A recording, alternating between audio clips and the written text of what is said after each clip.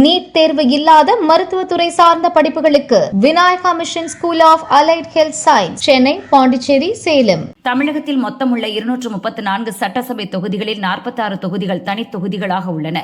இதில் 44 தொகுதிகள் பட்டியல் சமூகத்தினருக்கும் 2 தொகுதிகள் பழங்குடியினர் சமூகத்திற்கும் ஒதுக்கப்பட்டுள்ளன. இந்த 46 தனி தொகுதிகளில் சரிபாதி அளவுக்கு, அதாவது 23 தொகுதிகளில் தாவேகா வெற்றி பெற்றுள்ளது தெரியவந்துள்ளது.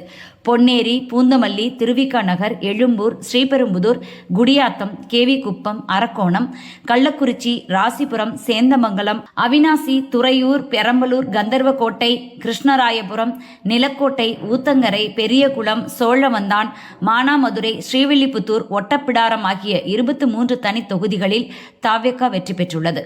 அதே சமயம் வந்தவாசி, திட்டக்குடி, வானூர், வால்பாறை, கூடலூர், திருவிடைமருதூர், சீர்காழி, பரமக்குடி, விளாத்திக்குளம், வாசுதேவநல்லூர் ஆகிய 10 தனி தொகுதிகளில் திமுக வெற்றி பெற்றுள்ளது. செய்யூர், மதுராந்தகம், செங்கம், ஏற்காடு, ஆத்தூர், கெங்கவல்லி, அரூர், தாராபுரம், சங்கரன்கோவில் ஆகிய 9 தனி தொகுதிகளில் அதிமுக வெற்றி பெற்றுள்ளது.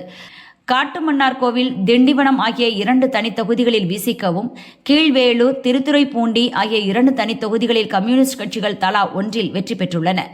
46 தனி தொகுதிகளில் முதல் தேர்தலிலேயே தாவேகா 23 இடங்களை கைப்பற்றியுள்ளது திமுக அதிமுகவுக்கு கலக்கத்தை ஏற்படுத்தியுள்ளது.